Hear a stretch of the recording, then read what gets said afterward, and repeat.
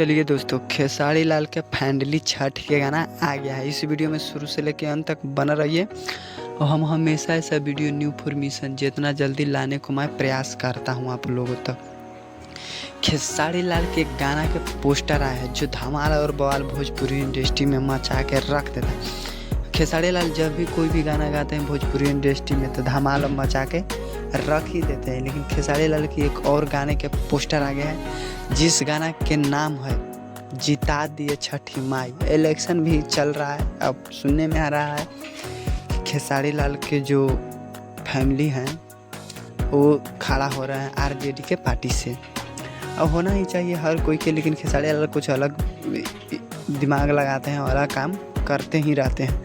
लेकिन एक गाना है खेसारी लाल का पोस्टर आया है, गाने का पोस्टर जिस गाना का नाम है जिता दिए छठी माई।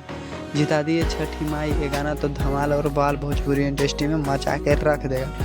हम बात करें कि कब आएगा तो 14 अक्टूबर को सुबह 6:30 में आ जाएगा भोजपुरी और धमाल और बवाल भोजपुरी इंडस्ट्री में मचाते रहिए। हम हमेशा ऐसा वीडियो न्यू फॉर्मेशन आप लोगों तक जितना जल्दी मैं पहुंचाने का मैं प्रयास करता हूं। पूरा वीडियो देखने के लिए धन्यवाद।